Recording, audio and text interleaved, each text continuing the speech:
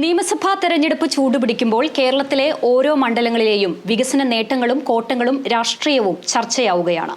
കേരളം ഉറ്റുനോക്കുന്ന ദേശീയ തലത്തിൽ തന്നെ ശ്രദ്ധ കേന്ദ്രീകരിക്കുന്ന ഒരു മണ്ഡലമാണ് ഗുരുവായൂർ നിയോജക മണ്ഡലം.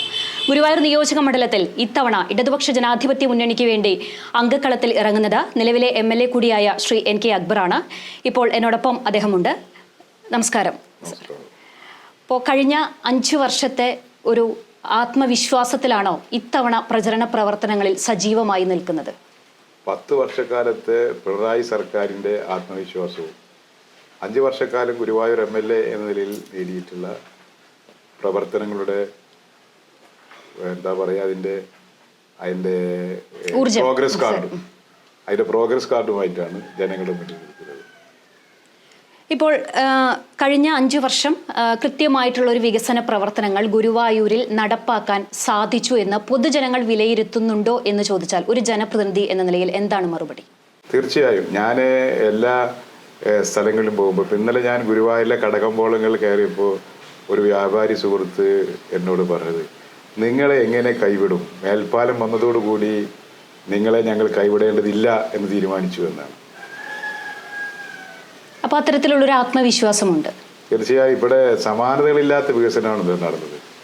ഇപ്പോൾ ഗുരുവായൂർ റെയിൽവേ മേൽപ്പാലം, കേരളത്തിലെ ഏറ്റവും വലിയ PWD ഗസ്റ്റ് ഹൗസ്, 50 വർഷമായി പൂർത്തീകരിക്കപ്പെടാത്ത ഗുരുവായൂർ അഴുക്കുചാൽ പദ്ധതി, ബ്രിട്ടീഷുകാരുടെ കാലത്തിന് ശേഷം ആദ്യമായി ചാവക്കാട് ഏകദേശം ഒരു 39 കോടിയിലേറെ രൂപ ചെലവഴിച്ച് പണി പൂർത്തീകരിച്ച കോടതി സമുച്ചയം, 1.5 കോടി രൂപയിൽ അതിവേഗതയിൽ ഉയരുന്ന ചാവക്കാട്ടെ താലൂക്ക് ആശുപത്രി, 90% റോഡുകളും BMBC നിലവാരത്തിലേക്ക് ഉയർന്നത്, ഏറ്റവും പുരാതനമായിരുന്ന അണ്ടത്തോട് രജിസ്ട്രാർ ഓഫീസിന് പുതിയ കെട്ടിടം, ചാവക്കാട് ആദ്യമായി കേരള ഫിഷറീസ് സർവകലാശാലയുടെ സബ് സെന്റർ, ഇങ്ങനെ തുടങ്ങിയാൽ എണ്ണിയാൽ ഒടുങ്ങാത്ത 783 കോടി രൂപയുടെ വികസന പ്രവർത്തനങ്ങൾ പൂർത്തീകരിച്ചതിൻ്റെ ലിസ്റ്റുമായിട്ടാണ് ആത്മാഭിമാനത്തോടു കൂടിയാണ് ഇടതുപക്ഷ ജനാധിപത്യ മുന്നണി ഗുരുവായൂരിൽ ജനങ്ങൾക്ക് മുൻപാകെ വോട്ടപ്പെടുത്തി. മുസ്ലിം ലീഗിന് വളരെ ശക്തമായിട്ടുള്ള സാന്നിധ്യമുള്ളൊരു മണ്ഡലം. ഇത്തവണ BJPക്ക് വേണ്ടിയും രംഗത്തിറങ്ങുന്നത് BJPയുടെ ശക്തനായിട്ടുള്ള നേതാവാണ്. അപ്പോൾ യഥാർത്ഥത്തിൽ ഒരു ശക്തമായിട്ടുള്ള ഒരു മത്സരം ആണ്, ത്രികോണ മത്സരം എന്ന് പറയാം, ഗുരുവായൂരിൽ നടക്കുന്നത്. അതിൽ ഏതെങ്കിലും തരത്തിലുള്ള ഒരു ആശങ്ക നിലനിൽക്കുന്നുണ്ടോ? മാധ്യമ സുഹൃത്തിന് തെറ്റി, ഇവിടെ ഒരു ത്രികോണമില്ല. ഇവിടെ അത് വെറുതെ നിങ്ങൾ ഉണ്ടാക്കിയെടുക്കുകയാണ്. നിങ്ങൾ അറിയേണ്ട ഒരു പ്രധാന സംഗതി, ഈ 2 കൂട്ടരും ഇപ്രാവശ്യം വർഗീയതയാണ് വിളിക്കുന്നത്. ഞങ്ങൾ വികസനമാണ് പറയുന്നത്. വികസനത്തിൻ്റെ സ്വാദ് അനുഭവിക്കുന്ന ജനങ്ങൾക്ക് മുമ്പാകെ അഭിമാനത്തോടെ ഞങ്ങൾ വികസന പ്രവർത്തനങ്ങൾ എണ്ണി പറഞ്ഞ് ജനങ്ങളെ ബോധ്യപ്പെടുത്തി, സർക്കാരിൻ്റെ ക്ഷേമ പ്രവർത്തനങ്ങൾ ജനങ്ങളെ ബോധ്യപ്പെടുത്തി ഞങ്ങൾ വോട്ടഭ്യർത്ഥിക്കുമ്പോൾ ഈ 2 കൂട്ടരും എന്താ ചെയ്യണം? ഇപ്പോൾ മുസ്ലിം ലീഗുകാർ മുസ്ലിം വീടുകളിലേക്ക് നടത്തുന്നൊരു പ്രചരണം എന്താണെന്നറിയാം. ഈ പ്രാവശ്യം കൂടി കോൺഗ്രസ് തോറ്റു കഴിഞ്ഞാൽ BJP വരും, അതുകൊണ്ട് BJP വരാതിരിക്കാൻ വേണ്ടി കോൺഗ്രസിനെ ജയിപ്പിക്കണം എന്നാണ്. അപ്പോൾ നാട്ടുകാർ പറയണ കാര്യം എന്താ വെച്ചാൽ, ജയിച്ചാൽ നിങ്ങളെല്ലാവരും BJP ആവുമല്ലേ. ഇപ്പം മറ്റത്തൂർ മോഡൽ, ചൊവ്വന്നൂർ മോഡലൊക്കെ വരികയാണല്ലോ. അതുകൊണ്ട് നിങ്ങൾ ആ ഒരു രീതി അവലംബിക്കാനാണ് സാധ്യത. അതുകൊണ്ട് അത് ഞങ്ങൾക്കറിയാം എന്ന രീതിയിൽ അവരുടെ ആ പ്രചരണങ്ങൾ ജനങ്ങൾ തള്ളിക്കളയുന്നുണ്ട്. ഗോപാലകൃഷ്ണൻ എന്താ പറയുന്ന കാര്യങ്ങൾക്ക് എല്ലാവർക്കും അറിയാമല്ലോ. അപ്പോൾ വർഗീയത വിളിക്കണം. കാരണം ഗോപാലകൃഷ്ണൻ വർഗീയത വിളിക്കുന്നതിൻ്റെ കാരണം എന്താണ്? ഇവിടെ കഴിഞ്ഞ 2-3 കൊല്ലമായിട്ട് പാർലമെൻറ്റ് മെമ്പറാണ് സുരേഷ് ഗോപി. 3 പ്രാവശ്യമാണ്ട് നരേന്ദ്രമോദി ഇവിടെ വന്നു, പലതും നൽകുമെന്ന് പറഞ്ഞു. എന്തെങ്കിലും ഉണ്ടായോ? ഗുരുവായൂർ റെയിൽവേ വടക്കോട്ട് നീട്ടണമെന്നുള്ള എത്രയോ കാലത്ത് ആവശ്യമാണ്. ഇപ്പോൾ അവർ ഇന്ത്യയിലെ പല പുരാതനവും പ്രസിദ്ധവുമായ തീർത്ഥാടന കേന്ദ്രങ്ങൾ, ഇപ്പോൾ തിരുപ്പതിക്ക് പാക്കേജ്, അയോധ്യക്ക് പാക്കേജ്, മധുരക്ക് പാക്കേജ്, എന്തുകൊണ്ട് ഗുരുവായൂരിന് പാക്കേജ് ഇല്ല? പ്രത്യേകിച്ച് കേന്ദ്ര സഹമന്ത്രിയല്ലേ അദ്ദേഹം. ഒരു തീവണ്ടി രാമേശ്വരത്തേക്ക് അനുവദിക്കണം, ഒരു തീവണ്ടി അതുപോലെയുള്ള പ്രധാനപ്പെട്ട തീർത്ഥാടന കേന്ദ്രങ്ങളിലേക്ക് ഗുരുവായൂരിൽ നിന്ന് അനുവദിക്കണം. ആ ആവശ്യത്തിനോട് എന്ത് സമീപനമാണ് സ്വീകരിച്ചത്? കോവിഡ് കാലത്ത് നിർത്തിവെച്ച പാസഞ്ചർ ട്രെയിൻ പുനഃസ്ഥാപിച്ചു എന്നല്ലാതെ വേറെന്തെങ്കിലും തുടങ്ങിയോ? വടക്കോട്ടേക്കുള്ള പാത, അത് അഹമ്മദ് കേന്ദ്ര സഹമന്ത്രി ആയിരിക്കും അട്ടിമറിച്ചതാണ്. മലപ്പുറത്ത് മുസ്ലിം ലീഗുകാർ ഇപ്പോൾ BJP അട്ടിമറിക്കുകയാണ് വടക്കോട്ടുള്ള പാത. അപ്പോൾ ഇവിടെ ജനങ്ങൾക്ക് ആവശ്യമായ ഒരു കാര്യവും ചെയ്യാതെ ജനങ്ങളിൽ നിന്ന് BJP ഒറ്റപ്പെട്ടിരിക്കണു. അതുകൊണ്ട് ആ ഒറ്റപ്പെട്ട BJPക്ക് ജനങ്ങളെ അഭിമുഖീകരിക്കാൻ പ്രയാസമുണ്ട് എന്നുള്ളത് കൊണ്ട് ഗോപാലകൃഷ്ണനും വർഗീയ കാർഡിറക്കിയിരിക്കുക. ഞങ്ങൾ വികസനത്തിൻ്റെ സ്വാദ് ഇവിടെ ആകെ പരത്തുമ്പോൾ ഗോപാലകൃഷ്ണന്മാർ വർഗീയത ഛർദ്ദിച്ച് പുണ്യനഗരം മലീമസമാക്കുക. ഇപ്പോൾ അദ്ദേഹത്തിൻ്റെ കഴിഞ്ഞ ദിവസങ്ങളിൽ ഉണ്ടായ ഒരു പ്രസ്താവനയുണ്ടായിരുന്നു, ഇവിടെ ഹിന്ദു MLA ഇത്രയും വർഷത്തിനുള്ളിൽ ഉണ്ടായിട്ടില്ല എന്നുള്ളത്. അതെന്നെ ചരിത്ര നിഷേധമാണ്. ആദ്യത്തെ MLA തന്നെ കോരുമാഷാണ്. വളരെ പ്രസിദ്ധനായ ഗണിതശാസ്ത്ര മേഖലയിലെ പ്രഗത്ഭനായ കോരുമാഷാണ് ആദ്യത്തെ ഐക്യ കേരളത്തിലെ MLA. അതിനുശേഷം 1960 ഗുരുവായൂർ മണ്ഡലത്തിൽ നിന്ന് മത്സരിച്ച ഇടതുപക്ഷ ജനാധിപത്യ മുന്നണിയുടെ സ്ഥാനാർത്ഥി ആരാണ്? ഈ നാട് കേരള മാർസ് എന്ന് വിളിക്കുന്ന K. ദാമോദരനാണ്. 1980 ഗുരുവായൂരിൽ നിന്ന് മത്സരിച്ച ഇടതുപക്ഷ ജനാധിപത്യ മുന്നണിയുടെ സ്ഥാനാർത്ഥി സഖാവ് CK കുമാരനാണ്. 1982 ഗുരുവായൂരിൽ നിന്ന് മത്സരിച്ച ഇടതുപക്ഷ ജനാധിപത്യ മുന്നണി സ്ഥാനാർത്ഥി സഖാവ് VK ഗോപിനാഥ മാഷാണ്. 2010 അത് വരെ ഈ ഡീലിമിറ്റേഷൻ അപ്പോഴാണ് ഉണ്ടായത്, പുതിയ ഗുരുവായൂർ മണ്ഡലം ഉണ്ടാവുന്നത്. ഇന്നത്തെ ഗുരുവായൂർ മണ്ഡലത്തിൻ്റെ ഒരു ഭാഗമായിട്ടുള്ള ഏങ്കണ്ടിയൂർ പഞ്ചായത്ത് പ്രദേശം അടങ്ങുന്ന പ്രദേശത്ത് പ്രതിനിധാനം ചെയ്തിരുന്ന MLAയും പിന്നീട് മന്ത്രിയുമായ ആളുടെ പേര് സാക്ഷാൽ ഗുരുവായൂരപ്പൻ്റെ പേരിന് തുല്യനായ ആളാണ് കൃഷ്ണൻ കണിയാമ്പുറത്ത്. അപ്പം ചരിത്രം അദ്ദേഹത്തിന് അറിയാണ്ടിട്ടല്ല, ചരിത്രം പഠിക്കാഞ്ഞിട്ടല്ല. ഈ അസത്യം നന്നായി പ്രചരിപ്പിച്ച് നുണ നന്നായി പറഞ്ഞാൽ അത് ജനം വിശ്വസിക്കുമെന്ന് പറയുന്ന ആ തന്ത്രമുണ്ടല്ലോ, ആ തന്ത്രമായിട്ട് അവർ ഇറങ്ങിയിരിക്കുക. ഇപ്പോൾ കഴിഞ്ഞ തവണ വമ്പിച്ച ഭൂരിപക്ഷത്തിന് വിജയിച്ച ഒരു നേതാവാണ് താങ്കൾ. അപ്പോൾ കഴിഞ്ഞ പ്രാവശ്യം BJP സ്ഥാനാർത്ഥിയുടെ പത്രിക തള്ളിപ്പോകുന്നൊരു സാഹചര്യം ഉണ്ടായിരുന്നു. സ്വതന്ത്ര സ്ഥാനാർത്ഥിക്കാണ് BJP സപ്പോർട്ട് ചെയ്തത്. അത്തരത്തിൽ അവിടെ ഒരു CPM BJP കൂട്ടുകെട്ട് നടന്നു. അതുകൊണ്ടാണ് ഇടതുപക്ഷത്തിന് അവിടെ വിജയം കൊയ്യാൻ സാധിച്ചത്. മാത്രമല്ല അന്ന് സ്വതന്ത്ര സ്ഥാനാർത്ഥി നേടിയത് 6000 വോട്ടുകളാണ്. അപ്പോൾ BJPയുടെ വോട്ടുകൾ എവിടെ പോയി എന്നുള്ളതൊരു ചോദ്യമാണ്. പ്രധാനമായും വലതുപക്ഷം അത്തരത്തിലുള്ള ഒരു ആരോപണം ഉന്നയിക്കുന്നു. എങ്ങനെ കാണുന്നു? പരിഹാസ്യപൂർവ്വം തള്ളിക്കളയാണ്. കാരണം നിങ്ങളിവിടെ മാധ്യമ സുഹൃത്ത് പറഞ്ഞത് പത്രിക തള്ളിപ്പോയി എന്നാണ്. പത്രിക തള്ളിച്ചതല്ലേ? ഒരു BJPയുടെ സ്ഥാനാർത്ഥിയായി മത്സരിക്കുമ്പോൾ ഇയാൾ BJP സ്ഥാനാർത്ഥിയാണ് എന്ന് പറയാൻ ഒരു കടലാസ് കൊടുക്കണം. അത് കൊടുക്കേണ്ടത് ഭാരതീയ ജനതാ പാർട്ടിയുടെ അഖിലേന്ത്യാ പ്രസിഡന്റിൻ്റെ സാക്ഷിപത്രമാണ്. ആ സാക്ഷിപത്രം കൊടുക്കാതെ നോമിനേഷൻ കൊടുത്താൽ തള്ളു എന്നുള്ള കാര്യം BJPക്ക് എല്ലാവർക്കും അറിയാലോ. അപ്പോൾ അത് തള്ളാൻ വേണ്ടി കൊടുത്തതാണ്. എന്നിട്ട് തള്ളിയിട്ട് എന്തുണ്ടായി? KN ഖാദറിൻ്റെ പുസ്തകം ഇറങ്ങിയെന്നൊക്കെ പറയുന്നുണ്ട്. ഏകദേശം BJP സ്ഥാനാർത്ഥിയുടെ നോമിനേഷൻ തള്ളിയതിനെ തുടർന്ന് അന്ന് പത്രക്കാർ സുരേഷ് ഗോപിയോട് ചോദിച്ചു, ഗുരുവായൂരിൽ ആര് ജയിക്കണമെന്നാണ് നിങ്ങൾക്ക് താങ്കളുടെ ആഗ്രഹം എന്ന് പറഞ്ഞപ്പോൾ അദ്ദേഹം പറഞ്ഞത് LDF സ്ഥാനാർത്ഥി തോൽക്കണം എന്നാണ്. നിങ്ങളിൽ അതിൻ്റെ ക്ലിപ്പുണ്ടാവും. തോൽക്കണം എന്നാണ് അദ്ദേഹം പറഞ്ഞത്. അന്ന് തലശ്ശേരിയിലും സമാന സ്വഭാവം ഉണ്ടായി. തലശ്ശേരിയിൽ നിങ്ങളുടെ അഭിപ്രായം എന്താണ് എന്ന് ചോദിച്ചപ്പോൾ സുരേഷ് ഗോപി എന്താ പറഞ്ഞത്?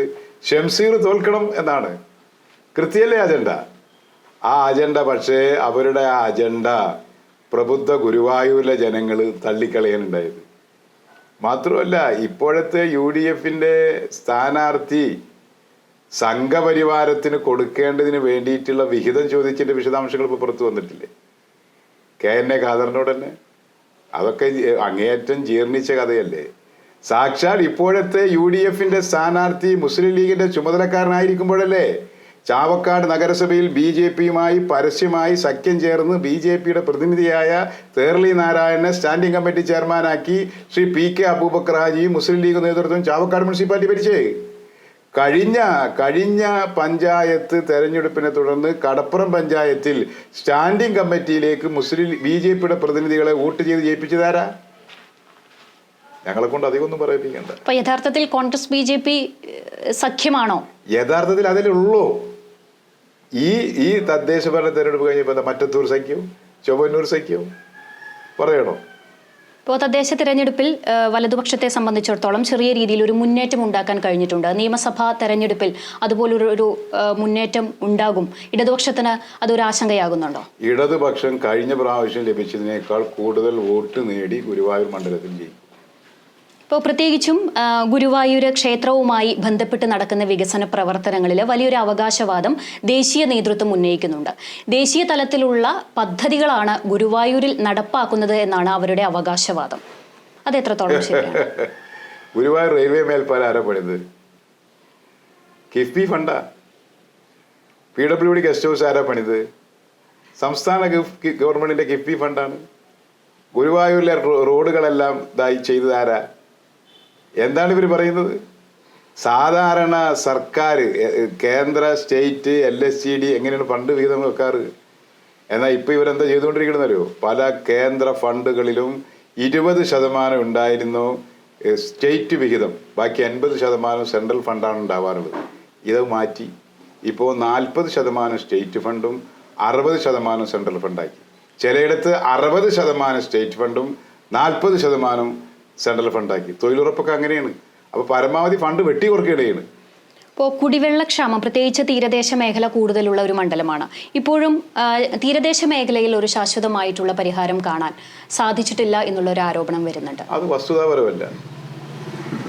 ചാവക്കാട് നഗരസഭയിലെ രൂക്ഷമായ കുടിവെള്ളക്ഷാമത്തിന്റെ പരിഹാരത്തിനാണ് കരിവന്നൂർ കുടിവെള്ള പദ്ധതി നടപ്പിലാക്കിയത്. ഗുരുവായൂർ മുനിസിപ്പാലിറ്റിയിലെയും ഗുരുവായൂർ ക്ഷേത്രത്തിൻ്റെയും കുടിവെള്ളക്ഷാമം പരിഹരിക്കാൻ വേണ്ടിയിട്ടാണ് കരിവന്നൂർ കുടിവെള്ള പദ്ധതി 2ാം face പാസ്സാക്കിയത്.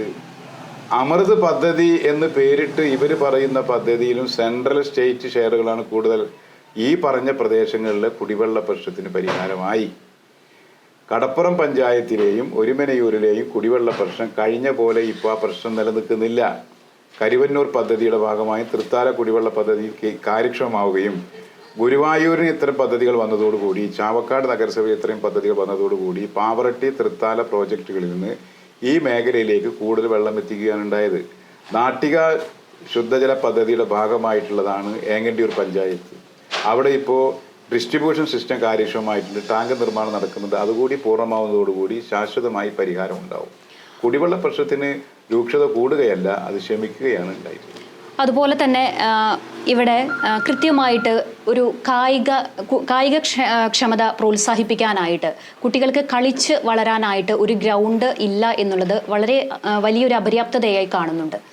Chavakkad government higher secondary school, Sreekrishna government higher secondary school, Sreekrishna higher secondary school, ഇതുപോലെയുള്ള കളിസ്ഥലങ്ങളുണ്ട്. ഇപ്പോൾ സംസ്ഥാന ഗവൺമെൻറ് ഒരു പഞ്ചായത്തിൽ ഒരു കളിസ്ഥലം എന്ന പദ്ധതിയിൽ ഉൾപ്പെടുത്തിയാണ് പുന്നയൂർ കളിസ്ഥലം നിർമ്മിച്ചിട്ടുള്ളത്. ഇതുപോലെയുള്ള ഇപ്പോൾ കൊച്ചന്നൂർ ഗവൺമെൻറ് ഹയർ സെക്കൻഡറി സ്കൂളിലും കളിസ്ഥലം വന്നിട്ടുണ്ട്. ചാവക്കാട് നഗരസഭയിൽ നേരത്തെ കളിസ്ഥലമുണ്ട്. എന്നാൽ ആധുനിക രീതിയിലുള്ള കളിസ്ഥലം നിർമ്മിക്കുക എന്നതിൻ്റെ ഭാഗമായി പരപ്പിൽ താഴത്ത് കളിസ്ഥലം നിർമ്മിക്കുന്നതിന് വേണ്ടിയിട്ടുള്ള പ്രവർത്തനങ്ങൾ വലിയ രീതിയിൽ പുരോഗമിക്കുന്നുണ്ട്. അടുത്ത ഒരു വർഷത്തോടു കൂടി അതിൻ്റെ പണി അന്തിമഘട്ടത്തിലേക്ക് എത്തും എന്നാണ് മനസ്സിലാക്കുന്നത്. ടൂറിസത്തിന് ഒരുപാട് പ്രാധാന്യമുള്ളൊരു മേഖല. ടൂറിസത്തിൽ എന്തൊക്കെ വികസന പ്രവർത്തനങ്ങൾ കൊണ്ടുവരാൻ കഴിഞ്ഞു എന്നാണ് വിശ്വസിക്കുന്നത്? ടൂറിസത്തിൽ ഏറ്റവും പ്രധാനം നമ്മുടെ ബീച്ചിലേക്ക് വലിയ രീതിയിൽ ആളുകളെ ആകർഷിക്കാൻ ഇപ്പോൾ നമുക്ക് കഴിയുന്നുണ്ട്. അവിടുത്തെ അടിസ്ഥാന സൗകര്യങ്ങൾ, അതായത് പ്രാഥമിക ആവശ്യങ്ങൾ നിർവഹിക്കാനുള്ള സൗകര്യങ്ങളൊക്കെ നമുക്ക് നിർവഹിക്കാൻ കഴിഞ്ഞിട്ടുണ്ട്. കുറേയും കൂടി മെച്ചപ്പെട്ട രീതിയിലേക്ക് ആളുകളെ അവിടേക്ക് ആകർഷിക്കാൻ കഴിയുന്നുണ്ട്. അതുകൊണ്ട് എല്ലാമായുള്ള അഭിപ്രായം ഞങ്ങൾക്കില്ല. ടൂറിസത്തിന് കുറേയും കൂടി നല്ല സാധ്യതയുണ്ട്, അതിന് പ്രാമുഖ്യം കൊടുക്കേണ്ടതുണ്ട് എന്നുള്ളത് തന്നെയാണ് അഭിപ്രായം. ഇപ്പോൾ ശബരിമല സ്വർണ്ണക്കേസ് വന്നു, അത് വലിയ രീതിയിൽ ഇടതുപക്ഷത്തിന് ഒരു ആശങ്ക സൃഷ്ടിക്കുന്നുണ്ടോ? പ്രത്യേകിച്ച് അതുമായി ബന്ധപ്പെട്ട് ഗുരുവായൂർ ക്ഷേത്രത്തിലും അതുപോലുള്ള ഒരു ആശങ്കകൾ പൊതുജനങ്ങളിൽ ഉണ്ട് എന്നുള്ളൊരു പ്രചരണം നടക്കുന്നുണ്ട്. അത് BJPക്കാർ എല്ലാ കാലത്തും പറയുന്നതാണ്. ഈ പോറ്റി ഡൽഹിയിൽ പോയിട്ട് സോണിയാഗാന്ധിയുടെ കയ്യുമലാണല്ലോ ഇത് കെട്ടിയത്. ആരൊപ്പമുണ്ടായിരുന്നത്? UDFൻ്റെ കൺവീനർ അടൂർ പ്രകാശൻ, അതുപോലെ തന്നെ കോൺഗ്രസിൻ്റെ പാർലമെൻറ്റ് മെമ്പർ, ഇവരൊക്കെയല്ലേ. എന്തേ മാധ്യമങ്ങൾ അത് ചർച്ച ചെയ്യാത്ത? ഈ സോണിയാഗാന്ധിനെ എല്ലാവർക്കും പോയി കാണാൻ കഴിയില്ല. ആർക്കും അങ്ങോട്ട് പ്രവേശനമില്ലാത്തടത്ത് എങ്ങനെയാണ് ഈ പോറ്റി അവിടെ എത്തിയത്? അതല്ലേ ശബരിമലയിൽ ഉണ്ടായിട്ടുള്ള സംഭവങ്ങൾ വസ്തുതാപരമായി അന്വേഷണം നടത്തി അതിലെ കുറ്റവാളികൾ ആരൊക്കെയാണോ അവർക്കെതിരെ മുഖം നോക്കാതെ നടപടി സ്വീകരിക്കാൻ വേണ്ടിയാണ് ഗവൺമെൻറ് സ്പെഷ്യൽ ഇൻവെസ്റ്റിഗേഷൻ ടീമിനെ നിർത്തി ഹൈക്കോടതിയുടെ മേൽനോട്ടത്തിൽ അതിൻ്റെ അന്വേഷണം നടക്കുന്നു. ഒരു തരത്തിലുള്ള ഒരു സംവിധാനവും ഒരു തെറ്റായ രീതിയും അവിടെയില്ല. ശബരിമലയ്ക്കും ഗുരുവായൂരിനൊക്കെ സംസ്ഥാന ഗവൺമെൻറ് അങ്ങോട്ട് സഹായം ചെയ്യലല്ലാതെ അവിടെ നിന്നൊരു തുകയും എടുക്കാൻ കഴിയില്ല. നിങ്ങൾ ആദ്യം മനസ്സിലാക്കേണ്ടത്, ഗുരുവായൂർ നിലവിലുള്ള നിയമം അനുസരിച്ച് ഗവൺമെൻറ്റിൻ്റെ ഒരു ഫണ്ട്, ഒരു തുക, ഒരു ചെറിയ പൈസ പോലും അതിൽ നിന്ന് എടുക്കാനുള്ള വകുപ്പില്ല, അധികാരമില്ല. കളവ് പ്രചരിപ്പിക്കുകയാണ്, അതൊരു പ്രചരണമാണ്. ക്ഷേത്രങ്ങൾക്കും ആരാധനാലയങ്ങൾക്കും വേണ്ടി ഗവൺമെൻറ് അങ്ങോട്ട് ഫണ്ട് കൊടുക്കുക എന്നതല്ലാതെ അവിടെ നിന്ന് ഇങ്ങോട്ട് ഫണ്ട് എടുക്കുന്നില്ല. അത് ഇവർ കബളിപ്പിക്കാനും ജനങ്ങളെ തെറ്റിദ്ധരിപ്പിക്കാനും വേണ്ടി നടത്തുന്നൊരു പ്രചരണം. അതുകൊണ്ട് തന്നെ ഇത്തവണത്തെ തെരഞ്ഞെടുപ്പിന് ഇത് ബാധിക്കില്ല എന്നുള്ള ആത്മവിശ്വാസമാണ്. അല്ല, മുമ്പും ബാധിച്ചിട്ടില്ല, ഇനിയും ബാധിക്കാൻ അത് വിഷയമല്ലാന്ന്. അത് മാധ്യമങ്ങളുടെ ഒരു ഹെഡ്ലൈനിൽ വരിക എന്നുള്ളതാണ്. അവിടെ ഉണ്ടായ തെറ്റായ നടപടികൾ, ആ നടപടികൾക്കെതിരെ ശക്തമായ നടപടി ഗവൺമെന്റ് സ്വീകരിച്ചു. ഇപ്പോൾ സ്ഥാനാർത്ഥി നിർണയവുമായി ബന്ധപ്പെട്ട് CPM-ൽ ചില അസ്വാരസ്യങ്ങൾ ഉണ്ടായിരുന്നു. പ്രത്യേകിച്ച് G. സുധാകരനുമായിട്ടുള്ള ഒരു അസ്വാരസ്യമൊക്കെ വളരെ വലിയ രീതിയിൽ മാധ്യമങ്ങളിൽ ചർച്ചയായ വിഷയമാണ്. അത് ഈ തെരഞ്ഞെടുപ്പിന് അനുകൂലമാവുമോ പ്രതികൂലമാവുമോ? G. സുധാകരൻ ജീർണിച്ചു പോയ ഒരു രാഷ്ട്രീയ നേതൃത്വമാണ്. അയാൾ ഇനി ആവാൻ എന്താ ബാക്കിയുള്ളത്? അയാൾ ജില്ലാ കൗൺസിൽ പ്രസിഡൻ്റായി, അദ്ദേഹം സിൻഡിക്കേറ്റ് മെമ്പറായി, അദ്ദേഹം MLA ആയി, അദ്ദേഹം മന്ത്രിയായി. ഇനി അദ്ദേഹം എന്താവുന്നത്? അതൊക്കെ ഒരു ജീർണത, അതിൻ്റെ ഒരു ജീർണതയിലേക്ക് അയാൾ എത്തി. എക്സ് കമ്മ്യൂണിസ്റ്റ് വേസ്റ്റ് കമ്മ്യൂണിസ്റ്റ് എന്ന് പറയും. അപ്പോൾ അയാൾ അതിൻ്റെ ജീർണതയിലേക്ക് എത്തി. ഇവിടെ K. സുധാകരൻ്റെ സ്ഥിതി എന്തായിരുന്നു, നിങ്ങളെന്താ പറയാത്തത്? അപ്പോൾ ഞങ്ങളെ സംബന്ധിച്ചിടത്തോളം അങ്ങനെ പാർലമെൻ്ററി വ്യാമോഹത്തിന് അടിപ്പെട്ടു പോകുന്ന ചില ആളുകളുണ്ട്. അത് ഈ ബൂർഷ്വാ രാഷ്ട്രീയം കൈകാര്യം ചെയ്യപ്പെടുന്ന ലോകത്താണല്ലോ എല്ലാവരും ജീവിക്കുന്നത്. അപ്പോൾ അതിൽ കമ്മ്യൂണിസ്റ്റുകാരായിട്ടുള്ള ആൾ അടിപ്പെട്ടു പോകാൻ പാടില്ലാത്തതാണ്. അയാൾ അടിപ്പെട്ടു പോയിരിക്കുന്നു, അയാൾ ജീർണിച്ചിരിക്കുന്നു എന്നുള്ളതാണ്. സ്വന്തം സഹോദരനെ കൊലപ്പെടുത്തിയ കോൺഗ്രസിൻ്റെ കൂടാരത്തിലേക്കുള്ള അദ്ദേഹം എത്തിയിരിക്കുന്നു. അങ്ങനെ സ്വന്തം സഹോദരൻ്റെ രക്തസാക്ഷിത്വത്തെ അടക്കം തള്ളിപ്പറഞ്ഞ ഒരു ജീർണത. ഇതിന് വലിയ ജീർണത എന്തായാലും. ഇപ്പോൾ മാലിന്യ നിർമ്മാർജ്ജനം, അതുപോലെ തന്നെ റോഡുകൾ, ഗുരുവായൂർ ചാവക്കാട് റോഡുകളുടെയൊക്കെ ഒരു അപര്യാപ്തത ഇപ്പോഴും ചർച്ചയാകുന്ന വിഷയമാണ്. അപ്പോൾ അത്തരത്തിൽ എന്തെങ്കിലും പുതിയ പദ്ധതികൾ കൊണ്ടുവരാൻ ഉദ്ദേശിക്കുന്നുണ്ട്? തീർച്ചയായിട്ടും നല്ല ചോദ്യമാണത്. ഇപ്പോൾ ദേശീയപാത 66 ബന്ധപ്പെടുത്തിക്കൊണ്ട് ചാട്ടുകുളത്ത് നിന്നുമുള്ള ഒരു പാത അതിൻ്റെ പ്രപ്പോസലായി, അതിൻ്റെ അലൈൻമെൻറ്റുകളായിട്ടുണ്ട്. അതിൻ്റെ നടപടിക്രമങ്ങൾ വരുന്നതോടുകൂടി നമുക്ക് വലിയ അളവിൽ അതിൻ്റെ ഒരു കണക്ടിവിറ്റി ഉണ്ടാവും. അതുപോലെ തന്നെ NH 66 ഗുരുവായൂരുമായി ബന്ധിപ്പിക്കുന്നതാണ് ചിങ്ങനാത്ത് പാലം. അതിൻ്റെ ഇപ്പോൾ സ്ഥലമെടുപ്പിന് വേണ്ടിയിട്ടുള്ള നടപടികൾ ആരംഭിച്ചു കഴിഞ്ഞു. ആളുകൾക്ക് അവാർഡ് തുക ആയിട്ടുണ്ട്. അടുത്ത് അതിൻ്റെ കാര്യങ്ങളൊരു പരിഹാരമാവും. പിന്നെ നമ്മുടെ ഏറ്റവും പ്രധാനപ്പെട്ട ആവശ്യമാണ് മമ്മിയൂരിലെ ഒരു വലിയ ട്രാഫിക് ജാം. അത് പരിഹരിക്കാൻ വേണ്ടി മമ്മിയൂർ ഫ്ലൈ ഓവർ, അതും ഇപ്പോൾ ഗവൺമെൻറ് തത്വത്തിൽ അംഗീകരിച്ച് നടപടികളുമായി മുന്നോട്ട് പോകും. ഇപ്പോൾ കഴിഞ്ഞ 20 വർഷമായിട്ട് ഇവിടെ ഇടതുപക്ഷമാണ് ഭരിക്കുന്നത്. അടുത്ത ഇതൊരു തെരഞ്ഞെടുപ്പിൽ കൂടി വിജയിക്കുകയാണെങ്കിൽ ഗുരുവായൂരിൽ എന്ത് മാറ്റം കൊണ്ടുവരാനാണ് ഉദ്ദേശിക്കുന്നത്? ഗുരുവായൂരിൽ ഇപ്പോൾ തന്നെ ഒരുപാട് മാറ്റങ്ങൾ ഈ ഗവൺമെൻറ് കൊണ്ടുവന്നു. ഇനി ഇതിനേക്കാളും ഉയർന്ന തരത്തിലുള്ള മാറ്റങ്ങൾ ഗുരുവായൂരിൽ ഉണ്ടാവും, ഒരു തർക്കമില്ല. ഇപ്പോൾ ആളുകളിലേക്ക് എത്തുമ്പോൾ അത്യാവശ്യം ഇപ്പോൾ ഞാൻ നേരത്തെ സൂചിപ്പിച്ചതുപോലെ തന്നെ മാലിന്യ നിർമ്മാർജ്ജനം അല്ലെങ്കിൽ കുടിവെള്ളം, ഇതൊക്കെ പലപ്പോഴും ചർച്ചയാവുമ്പോൾ ഇപ്പോൾ ഈ പ്രചരണ വേദിയിൽ ആളുകൾ ഉന്നയിക്കുന്ന ഒരു പ്രധാന പ്രശ്നമായിട്ട് താങ്കൾക്ക് തോന്നിയിട്ടുള്ളത് എന്താണ്? നിങ്ങൾ നോക്കൂ, ശവക്കോട്ട എന്ന് പറയുന്നൊരു സ്ഥലമുണ്ടായി. ഞാനൊക്കെ കോളേജിൽ പഠിക്കാൻ വേണ്ടി പോകുമ്പോൾ ഞങ്ങൾ പുത്തമ്പള്ളിയിൽ നിന്ന് മൂക്ക് പൊത്തും. അവിടെ ഒരു മുസ്ലിം പള്ളിയും. പിന്നെ ഞങ്ങൾ ആ മൂക്ക് തുറക്കുക ചാട്ടുകുളം കഴിഞ്ഞിട്ട്, കാരണം മാലിന്യമാണ്. ഇപ്പോൾ അവിടെ ശവക്കോട്ട എന്ന് പറഞ്ഞാൽ അവിടുത്തെ നാട്ടുകാർ തല്ലും. ബയോ പാർക്ക് പൂർണ്ണമായും മാലിന്യങ്ങൾ മാറ്റി അവിടെ മനോഹരമായതിൽ മാലിന്യം സംസ്കരിച്ച് അത് ഹരിതകർമ്മസേന സഹോദരിമാർ വളമാക്കി നല്ല നിലയിൽ ആ സംവിധാനം കൊണ്ടു നടക്കുന്നു. തൊട്ടപ്പുറത്ത് കുട്ടികൾക്കെല്ലാം കളിക്കാൻ കഴിയാവുന്ന കളിസ്ഥലം, പാർക്കും സംവിധാനമായിട്ട് കുടുംബസമേത ആളുകൾ വന്നിരുന്ന് നേരം കളയുന്ന മനോഹരമായ ഒരു സാഹചര്യം. ഈ മാതൃക ഇപ്പോൾ എല്ലായിടത്തേക്കും വരികയാണ്. മാലിന്യ സംസ്കരണ രംഗത്ത് വലിയ മാറ്റമല്ലേ? ചാവക്കാട് പട്ടണത്തിൽ എത്രയോ മാലിന്യ തൊട്ടികളുണ്ടായിരുന്നു, എവിടെയും തൊട്ടിയില്ല. മാലിന്യം ഉറവിടത്തിൽ സംസ്കരിക്കുക എന്നത് ഇന്ന് ഒരു സംസ്കാരമായി കേരളത്തിൽ മാറിയില്ലേ? ഇടതുപക്ഷ ജനാധിപത്യ മുന്നണിയുടെ ഏറ്റവും വലിയ സംഭാവനകളിൽ ഒന്നാണ്. അപ്പോൾ ഇനിയും ഒരുപാട് തുടർ വികസന പദ്ധതികൾ പ്രതീക്ഷിക്കാം. എന്താണ് ജനങ്ങളോട് അവസാനമായി പറയാനുള്ളത്? ഇടതുപക്ഷ ജനാധിപത്യ മുന്നണി ഗവൺമെൻറ് 10 കൊല്ലം ഭരിച്ചപ്പോൾ കേരളത്തിൽ പവർ കട്ടും ലോഡ് ഷെഡിങ്ങും ഇല്ല. 10 കൊല്ലമായി കേരളത്തിൽ വർഗീയ കലാപമില്ല. 10 കൊല്ലമായി നമ്മുടെ കുട്ടികൾക്ക് പാഠപുസ്തകങ്ങൾ നേരത്തെ എത്തുന്നു. 10 കൊല്ലമായി നമ്മുടെ സർക്കാർ സ്കൂളുകൾ സ്മാർട്ട് ക്ലാസ് റൂമുകളും സ്മാർട്ട് സ്കൂളുകളുമായിരിക്കുന്നു. എല്ലാ ആശുപത്രികളും മെച്ചപ്പെട്ടില്ലേ? ചാവക്കാട് ആശുപത്രികൾ, പ്രൈമറി ഹെൽത്ത് സെൻ്ററുകൾ, അവയവങ്ങൾ മാറ്റിവെക്കുന്ന ഇൻസ്റ്റിറ്റ്യൂട്ട് കോഴിക്കോട് കഴിഞ്ഞ ദിവസമാണ് ബഹുമാനായ മുഖ്യമന്ത്രി കല്ലിട്ടത്. മാധ്യമങ്ങൾ റിപ്പോർട്ട് ചെയ്ത് ഏഷ്യയിലെ ആദ്യമായി സർക്കാർ ഉടമസ്ഥതയിൽ അവയവങ്ങൾ മാറ്റിവെക്കുന്ന ആശുപത്രി വരുന്നു എന്നാണ്. ബൈപ്പാസ് ഓപ്പറേഷനുകൾ, ഹൃദയം മാറ്റിവെക്കുന്ന സംവിധാനങ്ങൾ, ആരോഗ്യ മേഖലയിൽ ഉണ്ടായിട്ടുള്ള മാറ്റം വിസ്മയിപ്പിക്കുന്നതല്ലേ. അപ്പോൾ പൊതുജനാരോഗ്യം, പൊതുവിദ്യാഭ്യാസം, 4.25 ലക്ഷം കുടുംബങ്ങൾക്കാണ് വീട് കിട്ടി. നിങ്ങൾ ഒന്നിങ്ങനെ നടന്നു നോക്കിയേ, നമ്മുടെ നാട്ടിൽ വല്ല ഓലമേഞ്ഞ വീട് അപൂർവവും, ബാക്കിയുള്ള എല്ലാ വീടുകളും മെച്ചപ്പെട്ടില്ലേ? കേരളത്തിലുണ്ടായ ഒരു മാറ്റമുണ്ട്. അതിദരിദ്രയില്ലാത്ത കേരളം, വികസിതമായ ഒരു വികസിത രാഷ്ട്രത്തിനോട് സമാനമായ ഒരു അവസ്ഥയിലേക്ക് കേരളത്തെ മാറ്റുക എന്നുള്ളതാണ് ഗവൺമെൻറ്റിൻ്റെ ലക്ഷ്യം. വിജ്ഞാനാധിഷ്ഠിത സമ്പദ് വ്യവസ്ഥ, അതാണ് കേരളം ആഗ്രഹിക്കുന്നത്. ആ ഒരു തലത്തിലേക്കാണ് കേരളം മുന്നോട്ട് കൊണ്ടുപോകുന്നത്. ആ കേരളത്തിലെ സാമൂഹ്യക്ഷേമ പെൻഷനുകൾ 2000 രൂപ സാമൂഹ്യക്ഷേമ പെൻഷൻ വീടുകളിൽ എത്തുകയാണ്. 62 ലക്ഷത്തോളം കുടുംബങ്ങളുടെ കൈകളിലേക്കാണ് പോകുന്നത്. അതുപോലെ തന്നെ 1000 രൂപ വീട്ടമ്മമാർക്കുള്ള പെൻഷൻ ഗവൺമെൻറ് നടപ്പിലാക്കുകയാണ്.